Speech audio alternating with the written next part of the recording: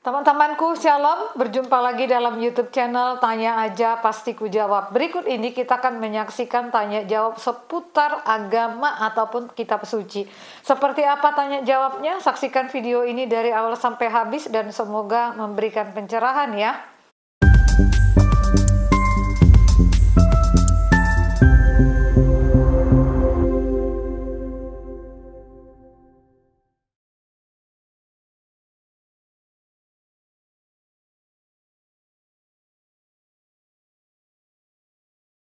Lab-nya gini-gini terus. Kalau bagi-bagi ustadz yang berkelas di Islam kan nggak ada yang lab-lab kayak gini, Bang.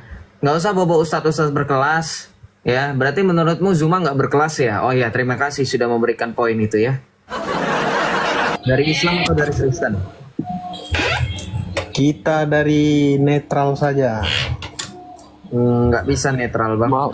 Mau nanya aja, Bang. Betul, tapi dari KTP-nya Islam atau Kristen? Islam. Oke, dari Islam, silakan. Iya. Sekarang kan gua lihat nih udah banyak yang lab-lab kayak gini, Bang. Ini gimana maksudnya? Maksudnya kenapa? Nggak tahu, tanyain sama yang lain. Kalau saya memang untuk tujuannya membela kampanye atau gimana itu? Kamu mendengarkan jawaban atau kamu mau apakah mau mencari perekrut orang-orang baru gitu?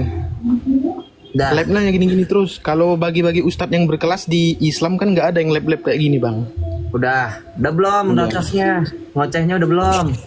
Udah nyampein unek-unek aja gitu. Ya kalau masih ngoceh aja gue kasih tempat, tapi nggak di sini, di pinggir jalan biar dibilang kayak orang gila ya. Karena kalau orang ngoceh juga harus mengerti ya, apalagi di room orang kamu harus paham SOP-nya ya. Nggak usah bawa ustadz berkelas ya. Berarti menurutmu Zuma nggak berkelas ya? Oh ya, terima kasih sudah memberikan poin itu ya. Nandar nggak berkelas ya? Oh ya, terima kasih. Wafi Ustadz loh, Ustadz Wafi nggak berkelas ya? Oh, terima kasih. Loh, saya pernah lihat loh Ustadz Adi Hidayat itu live, nggak berkelas ya? Oh ya. Yusuf PI katanya Ustadz nggak berkelas ya? Oh ya, terima kasih. Ya. Jadi kalau orang mau live mau apa terserah mereka, kan mereka punya kesempatan dari TikTok. Ya, ini sebenarnya penjelasan teknikal ya, bukan lebih ke sesuai dengan konsep diskusi tentang iman ini ya. Kamu juga nggak nyambung. Ya suka-suka saya jawabannya. Tapi kalau kamu mau nanya kenapa saya lebih fokus ke ranah iman ya, karena memang saya orang Kristen gitu, untuk mempertanggungjawabkan iman. Karena akun saya juga sudah berbicara mengenai apologetika ya, maka kontennya juga apologetika. Kecuali kalau akun saya tentang gaming ya, tentang apalagi tentang motivasi diri dan seterusnya, baru live-nya tentang hal-hal yang begituan, tentang gaming, tentang apa ya bro. Coba sekali-kali kalau kamu jangan di dalam kamar, coba keluar rumah, coba melek. Dunia sudah secanggih dan semaju ini gitu. Jadi nggak gaptek dan nggak kudet gitu. Ya, ada lagi nggak pertanyaan yang lebih esensial dan lebih penting? Silakan.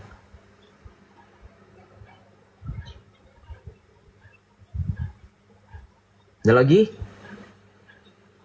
Saya juga nggak nyari member, nggak merekrut seperti orang Islam ya, yang kalau setiap komentar orang lagi review makanan kah, lagi gaming kah, ada aja yang komen login kak, asyhadu itu paling ya, nggak ada di kami.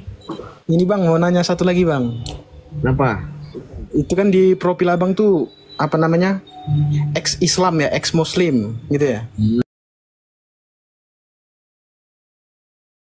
Berarti dari Muslim ya awalnya?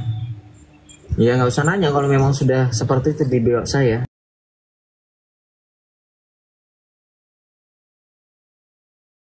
Ya berarti kenapa kok bisa keluar dari Islam? Ataukah ada kekecewaan terhadap agama Islam jadi murtad gitu Bang? Ya kecewa. Apa yang nggak tercapai? Apa yang nggak tercapai permintaan Abang di Islam jadi murtad gitu? Keselamatan tidak tercapai sama sekali dan kecewa ternyata kosong, nihil. Itu. Anjay. Gitu ya?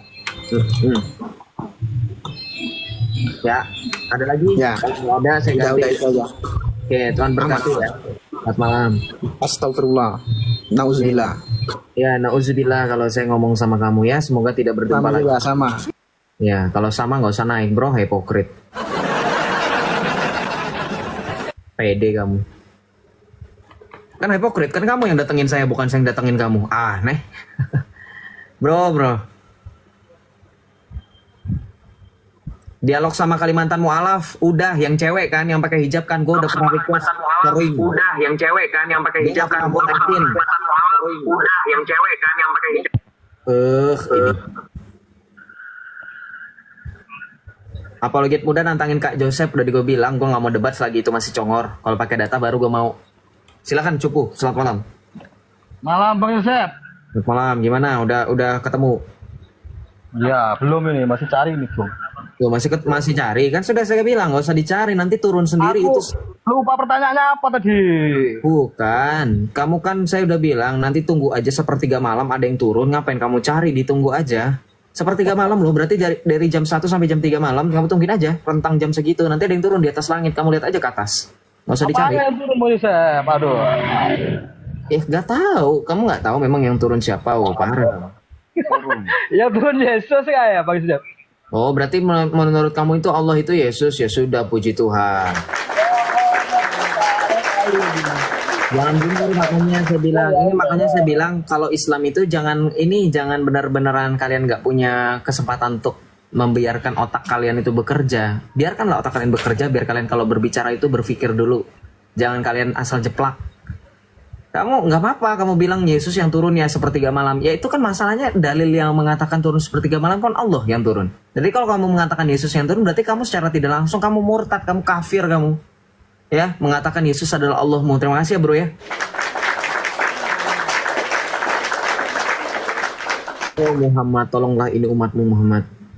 Ya silakan, ada lagi yang mau ditanyakan?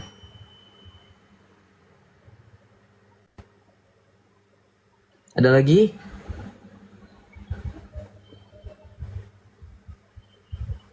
Halo, silakan buka mic-nya Pak.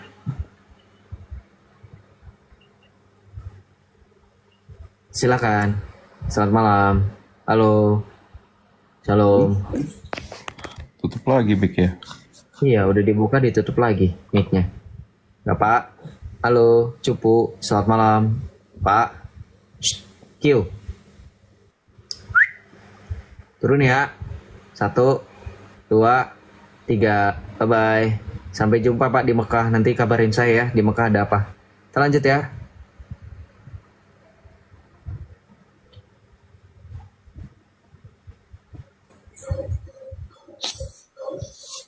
Shalom, Pasapadalle.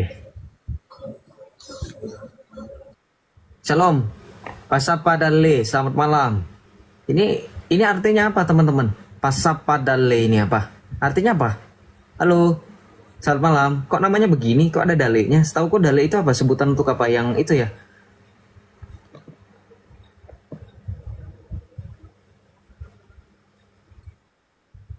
Ya, silakan. Selamat malam.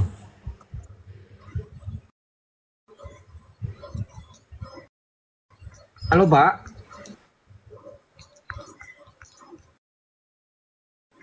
Halo. Oh, bahasa Bugis katanya tuh Jo. Oh, bahasa Bugis. Kirain bahasa Batak. Kesel aku dale itu sebut.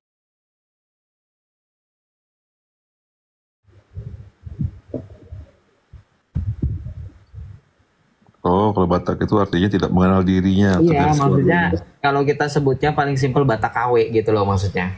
Oknum yang seperti itu yang disebut dengan dale. Oh, cari nasib. Ya. Salam, Mas Rey, selamat malam. Malam. Ya, silakan bro. Oh, Sulawesi, bahasa Bugis. Ya, silakan. Saya pikir orang. Silakan. Bang, Musa menyembah Roh Kudus apa enggak, Bang? Kenapa? Ada gak, Bang, di dalam Torah Musa nyembah Roh Kudus, Bang? Pertanyaan lo pertanyaan Nandar ya? Nandar, kok Nandar sih? Iya, pertanyaan Nandar, pertanyaan Zuma ini.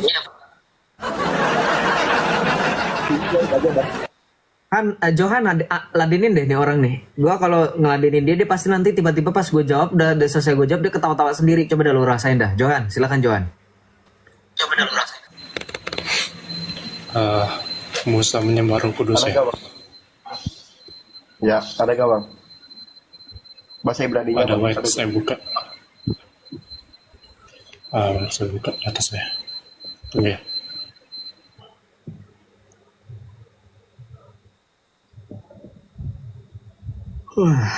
Ada gak bang? Sabar, ada nggak?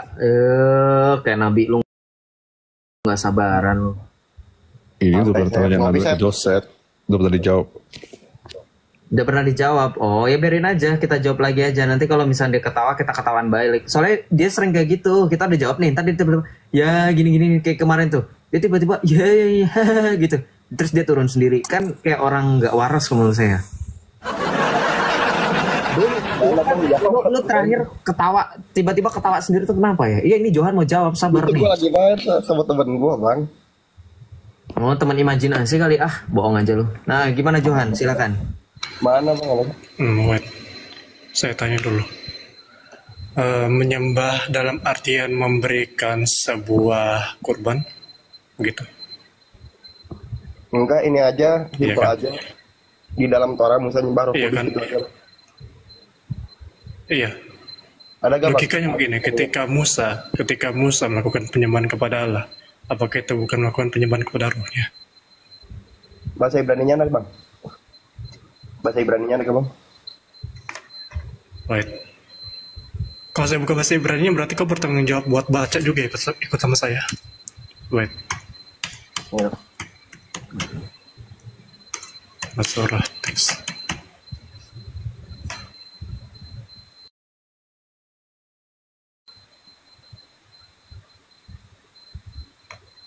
Ya, tahu ini. Tekstur status.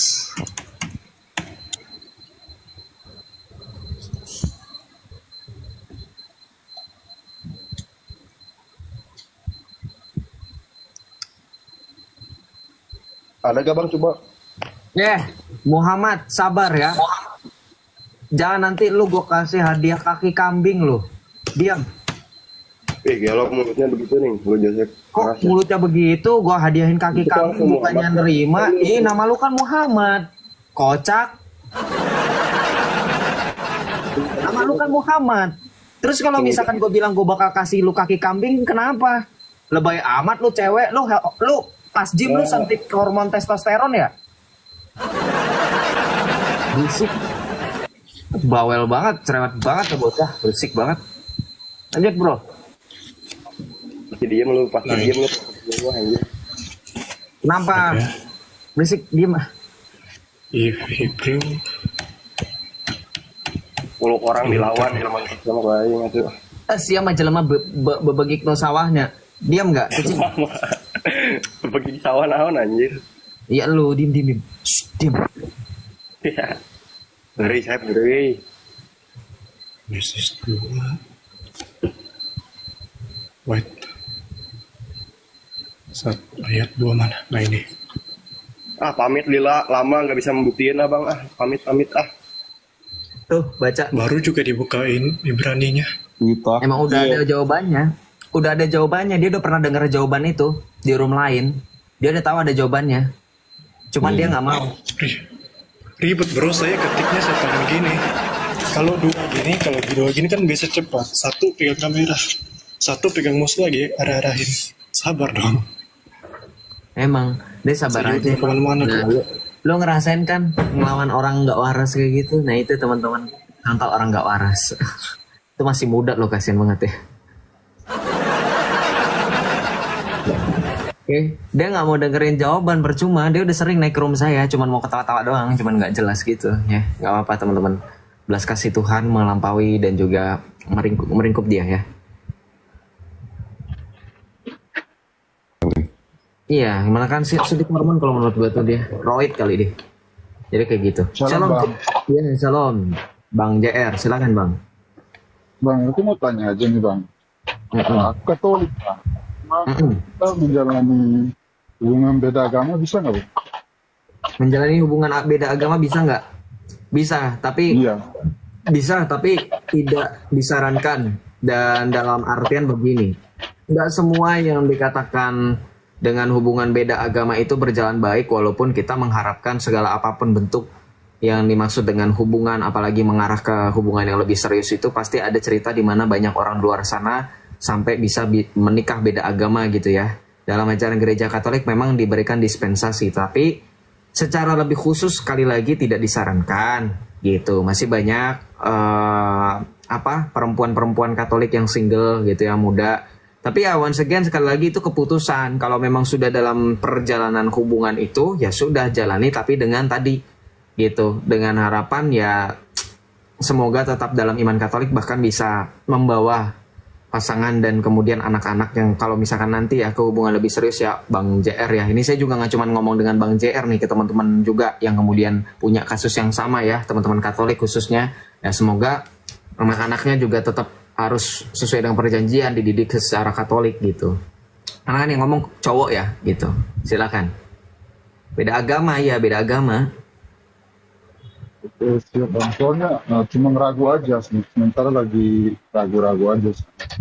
Kalau dari saya sih memang kita kecil dari besar memang orang tua memang udah fanatik Katolik, jadi ini masalah untuk mau curhat pun pakai. Harus fanatik, beriman dengan Kristus harus fanatik, gak boleh gak fanatik. Kan dibilang dalam firman Tuhan, jangan suam-suam kuku. Harus fanatik. Jangan, orang Kristen itu jangan bilang, fanatik banget. Enggak, harus fanatik memang. Beriman sama Tuhan Yesus harus fanatik, mau nggak mau. Ya, kalau nggak fanatik, Anda nggak bisa mencapai sesuai dengan kriteria yang Tuhan Yesus katakan. Barang siapa mengikut aku, ya harus menyangkal dirinya dan memikul salibnya. Menurut Anda itu nggak fanatik kah? Itu fanatik loh. Itu fanatik loh. Tingkat kefanatikan dalam kita mengikuti Kristus itu sampai kita harus bisa menyangkal diri dan memikul salib. Betul nggak? Kalau Anda belum bisa menyangkal diri dan memikul salib, itu namanya belum fanatik. Gitu ya. Jadi kalau saya bilang, kalau kita sekali lagi ya beriman harus fanatik. Dan untuk kasus tadi ya, berbeda agama, hubungan beda agama, kalau ditanya bisa atau enggak, bisa. Tapi secara khusus saya jelaskan tidak disarankan. Kalau pandangan pribadi saya, kalau gereja sebenarnya bisa boleh-boleh aja. Tapi kalau pribadi saya janganlah. Maksudnya nggak menyarankan lah gitu. Kalau belum gitu, kalau baru kenalan gitu. Tapi kalau sudah terlanjur ya sudahlah. Mau bagaimana lagi? Gitu. Kalau memang faktanya lagi di ujung tanduk, lebih baik diomongkan baik-baik gitu, sekalian maksudnya gitu, dengan keinginan kamu, dan kamu juga harus tetap mengajarkan apa yang gereja ajarkan tentang kalau misalkan hubungannya lebih ke arah serius, nanti pernikahan atau pemberkatannya seperti apa yang terjadi, kemudian nanti dikasih tahu syarat-syaratnya, hukum-hukumnya seperti apa kan gitu. Setahu saya kalau dalam ajaran gereja Katolik ada seperti itu ya, sudah jelas lah dalam kitab hukum kanonik diatur kok. Gitu ya, karena kan itu kanonik gitu, hubungannya lebih ke hubungannya itu sudah akan menuju kanonik, pasti harus, kalau untuk serius ya harus dibicarakan, apalagi untuk yang beda agama gitu, harus menerima.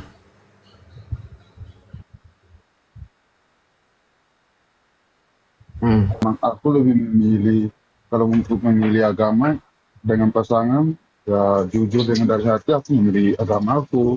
Bisa nggak kalau kita, contohnya kita tinggalin orang yang kita cintai, tapi kita berdosa atau tidak sih? Itu aja sih Bang. Berdosa atau tidak mencintai orang yang beda imannya dengan kita gitu maksudnya? Betul Bang, betul. Oke, coba saya mau minta jelasan dari Coach Charles biar kita semua jelas. Silakan Coach Charles, mungkin boleh membantu menjelaskan biar kita semua bisa paham. Ada nggak pengajaran dari gereja, atau ada nggak disebut dengan dosa? Apakah disebut dengan dosa ketika kita mencintai seseorang yang beda agama gitu, tidak percaya Kristus lah intinya, di luar Kristus? Silakan mungkin Coach Charles.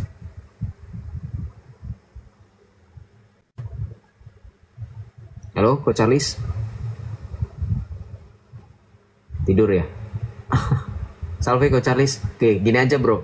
Dosa atau enggaknya, itu kan dosa itu nggak bisa dipukul rata, diasumsikan soal kalau perasaan cinta itu kan bisa terjadi tiba-tiba, ya kan? Dosa itu ketika kamu mengetahui sesuatu hal yang salah, kemudian kamu lanjutkan. Mengenai cinta dengan seseorang, itu tidak pernah salah, gitu. Dan ketika kamu mencintai orangnya, dan kita nggak tahu loh teman-teman, kita jangan menghakimi, jangan bilang langsung putus, itu dosa, gelap dan terang nggak bisa bersatu. Kalau dengan konsep seperti itu, kita nggak bisa menginjili dalam artian begini. Ya, memang sekali lagi ada win-win solution, 50-50. Kita nggak bisa memukul rata apa yang terjadi dengan orang akan terjadi dengan kita. Begitupun sebaliknya. Gitu. Tapi kita juga melihat adanya peluang kesempatan bagaimana gereja memberikan sekali lagi dispensasi dengan adanya aturan-aturan yang harus ditaati oleh dua belah pihak, baik dari mempelai pria ataupun mempelai wanita, baik pihak Katolik yang Katolik maupun pihak yang non Katolik atau bahkan di luar dari Kristen. Ya, di luar dari Kristen Katolik, ya, di luar dari Kristen juga maksudnya dalam artian dia bukan pengikut Kristus, gitu. Dan itu menjadi kesempatan, gitu kan. Banyak loh kasus di luar sana, ya akhirnya mereka jadi tertarik. Akhirnya sang suami yang Katolik bisa membawa istrinya yang tadinya tidak percaya Kristus jadi percaya Kristus, jadi Katolik, kan bisa seperti itu. Jadi kalau dibilang dosa sebenarnya ya kita nggak tahu kedepannya seperti apa. Dan sekali lagi, jangan disebut dengan dosa bukan dalam hal yang seperti itu. Mencintai seseorang yang beda agama itu bukanlah dosa, gitu. Tetapi once again sekali lagi, tidak disarankan untuk kemudian lanjut, gitu ya. Kita nggak tahu soalnya kedepannya seperti apa, Bang. Kan nggak tahu ya, apalagi saya kan eksternal, saya nggak tahu nih pasangan abang nih siapa, gitu kan. Apalagi abang, nggak tahu nanti kedepannya seperti apa. Kita patut untuk berjaga-jaga, gitu. Paham ya? Semoga paham dengan jawaban saya, gitu ya, Bang JR dan teman-teman. Terima kasih Bang, udah naik ke aku di sana. Iya, terima kasih. Tuhan berkati. Iya, salve. Enggak gitu teman-teman. Bukannya berzina atau gimana, enggak gitu. Enggak. Kan saya sudah bilang dalam perspektif ajaran gereja Katolik harus ada sesuai dengan kitab hukum kanonik, dan gereja berikan tadi saya udah bilang dispensasi. Itu syaratnya rumit loh. Tanya coba yang bernikah beda agama. Enggak langsung diizinin. Ya. Enggak seperti itu. Jadi teman-teman jangan mengasumsikan hal-hal yang hanya bersifat dari spekulasi pribadi. Gitu. Kita lanjut ya. Kalau bisa, kalau malah jadi, makanya tadi saya sudah bilang, kalau kasusnya baru kenalan ya sebaiknya jangan. Tapi kalau sudah terlanjur mau gimana, kita kan nggak bisa. Kita orang luar loh, mau langsung putus emang dia bakalan beneran. Sekarang gini deh teman-teman, paham nggak? Kalau saya bilang, udah bang putus aja, kamu beneran yakin dia bakalan putus? Nggak begitu. Ya kita pendekatan juga secara psikologis loh. Secara halus juga saya kan kasih tahu pahitnya seperti apa. Jadi teman-teman, come on, kita berpikir secara rasional dan juga secara psikologis bagaimana orang-orang yang dalam pergumulan itu memang perlu kita harus tegaskan, tapi penegasan juga harus juga menggunakan pendekatan supaya dia juga bisa memahami. Paham gak kira-kira? Gitu ya. Seperti itu teman-teman. Bukannya saya mengajarkan tidak ini, bukan. Tadi saya sudah menjelaskan kok secara hukum kanonik, kalau masih ada nggak mengerti juga, aduh saya angkat tangan deh. Ya. Ya Akbar, sabar.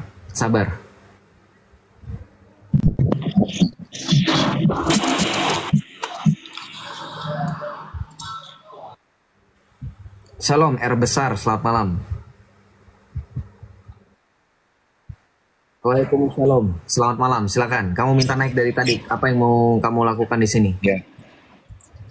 Saya ingin bertanya nih, Joseph. Ya. Dari Islam atau dari Kristen? Dari Islam kami. Kami. Saya ingin bertanya, iya saya. Oh kamu itu. Saya ingin bertanya, bagaimana konsep beribadah di agama Kristen? Konsep beribadah. Itu aja. Perayaan Ekaristi.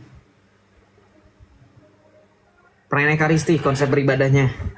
Terus apa yang kamu tanyakan lagi? Ya itu saja. Bagaimana konsep beribadah di dalam agama Kristen? Perayaan Ekaristi. Perayaan Ekaristi. Coba jelaskan itu. Nah, ngobrol. Kalau nggak ngerti ngobrol, jangan diem aja. Saya udah ngomong berkali-kali perayaan Ekaristi, diem aja. Ngobrol. Nanya, apa itu perayaan Ekaristi, Joseph? Gitu. Lukas 22. Ya. Oh, jaringan ya. Oke. Udah, tapi aman kan suara saya? Aman kan? Halo. Ini maksud saya gini loh teman-teman. Saya jelasin, kalau dia nggak nangkep takutnya nanti. Halo. Nah, Ya, Aman? aman. Oke, saya mute dulu ya kalau udah aman, karena suaramu berisik lagi di pinggir jalan. Kita baca dalam Lukas 22 ayat 14 sampai dengan 23. Ya, penetapan perjamuan Tuhan. Ketika tiba saatnya, Yesus duduk makan bersama rasul-rasulnya, katanya kepada mereka, "Aku sangat rindu makan Paskah ini bersama kamu sebelum aku menderita. Sebab aku berkata kepadamu, aku tidak akan memakannya lagi sampai hal itu digenapi dalam kerajaan Allah." Kemudian, ia mengambil sebuah cawan, mengucap syukur, lalu berkata, "Ambillah ini dan bagikanlah di antara kamu. Sebab aku berkata kepadamu, mulai sekarang ini aku tidak akan meminum lagi hasil pokok anggur sampai kerajaan Allah telah datang." Lalu ia mengambil roti, mengucap syukur, memecah-mecahkannya dan memberikannya kepada mereka, katanya, "Inilah tubuhku yang diserahkan bagi kamu, lakukanlah ini sebagai peringatan akan aku." Demikianlah juga dilakukannya dengan cawan sesudah makan. Ia berkata, "Cawan ini adalah perjanjian baru oleh darahku yang ditumpahkan bagi kamu." Itu penetapan perjanjian Tuhan. Selain di dalam Injil Lukas, juga ada dalam Matius 26 ayat 20 sampai 29. Kita bacakan Matius 26 ayat 20 sampai 29 ya. Ini Ekaristi nih, intinya ngapain aja ini sudah kita jelasin ya. Matius 26 ayat 20 sampai 29. Kita baca. Ya, ayat 20 sampai 29. Yesus makan Paskah dengan murid-muridnya. Setelah hari malam, Yesus duduk makan bersama ke-12 murid itu. Ketika mereka sedang makan, ia berkata, "Sesungguhnya aku berkata kepadamu, salah seorang dari antara kamu akan menyerahkan aku." Ya. Dengan sangat sedih, berkatalah mereka seorang demi seorang kepadanya, "Bukan aku ya Tuhan." Ia menjawab, "Dia yang berada bersama dengan aku mencelupkan tangannya ke dalam mangkuk ini, dialah yang akan menyerahkan aku." Ayat 26, ketika mereka sedang makan, Yesus mengambil roti, mengucap syukur, memecah-mecahkannya, lalu memberikannya kepada murid-muridnya dan berkata, "Ambillah, makanlah, inilah tubuhku." Kemudian ia mengambil cawan, mengucap syukur, lalu memberikannya kepada mereka dan berkata, "Minumlah kamu semua dari cawan ini, sebab inilah darahku, darah perjanjian yang ditumpahkan bagi banyak orang untuk pengampunan dosa." Itu penetapan perjamuan Tuhan. Kenapa? Kita baca dalam Ibrani 10, kenapa harus dari penetapan perjamuan itu, kenapa inti dari bagaimana kami beribadah. Kita baca dalam Ibrani 10, teman-teman. Ibrani 10 kita baca. Ya. Ayat 1. Di dalam hukum Taurat, hanya terdapat bayangan saja dari hal-hal baik yang akan datang dan bukan wujud dari hal yang tersebut. Karena itu dengan kurban yang sama, yang setiap tahun terus-menerus dipersembahkan, hukum Taurat tidak mungkin menyempurnakan mereka yang datang beribadah. Jadi, yang dimaksud dengan Ekaristi adalah kurban itu sendiri. Ya, makanya Yesus memberikan tubuh dan darahnya. Itu bro. Silakan. Ada yang mau ditanyakan lagi? Silakan. Oke, baik. Tadi yang saya pahami ya dari jawaban Joseph tadi itu, pertama berdoa itu ya, kurang lebih berdoa. Yang kedua berkorban ya. Seperti itu. Silakan, ada yang mau Tinggal ditanyakan? jawab aja. Ya, silakan, Anda mau Ya. bertanya apa? Yang saya tanyakan adalah konsep beribadah, bukan beribadahnya, tapi konsep dari beribadahnya itu. Tolong dijawab. Islam, lu ngomong apa sih konsep beribadah? Itu tadi konsep beribadah. Kamu bilang cara beribadah, bukan beribadahnya. Apa sih? Berdoa itu adalah salah satu ibadah. Berdoa adalah salah satu ibadah. Berkorban adalah salah satu ibadah. Bagaimana konsepnya? Konsep berkorban bagaimana? Itu tadi sudah bagaimana dijawab, cara orang Kristen itu beribadah? Itu tadi udah dijawab konsepnya lu, makanya lu sekarang lu ke tengah jalan aja sekalian. Udah tahu lagi diskusi kayak gini masih ngotot di pinggir jalan ya, kagak jelas lah, lu kagak benar-benar dengar, simak. Baca di sini, yang saya baca di sini, Ekaristi itu adalah berdoa di sini. Bagaimana konsepnya? Kamu nggak baca, kamu mendengarkan, woi. Aki-aki dengerin. Tadi saya sudah jelasin, konsepnya sudah dijelaskan. Udah pakai dalil tadi. Gak ada. Tadi hanya pembahasan tentang Yesus makan-makan. Ya itu, aduh, tololnya ampun, aku juga gemes. Wajar, masih Islam wajar. Wajar masih Islam kayak gitu tuh wajar teman-teman, masih Islam deh. Kalau ngerti, paham, nangkep, udah bukan Islam itu ya. Kalau masih kayak gitu masih Islam ya, wajar. Puji Tuhan, kita sudah menyaksikan tanya jawab agama ataupun diskusi seputar tentang keimanan, tentang kitab suci, dan dari diskusi ini kita dapat memahami bahwa setiap orang yang memiliki keyakinan penting sekali untuk boleh bersungguh-sungguh di dalam keyakinannya. Oleh karena itu setiap orang perlu belajar kitab suci dengan baik, dengan benar. Dan bila ada sesuatu hal yang tidak dipahami, yang tidak dimengerti, sangat baik jika teman-teman juga bisa bertanya kepada orang-orang yang memang sudah belajar di bidang kitab suci, yang sudah mengerti tentang kebenaran, sehingga teman-teman tidak hanya sekedar mengimani ataupun mempercayai, tetapi imani dan percayailah sesuatu yang engkau mengerti, sesuatu yang engkau pahami, agar keimananmu menjadi satu keimanan yang kuat, yang kokoh, dan dapat dipertanggungjawabkan. Tuhan Yesus memberkati.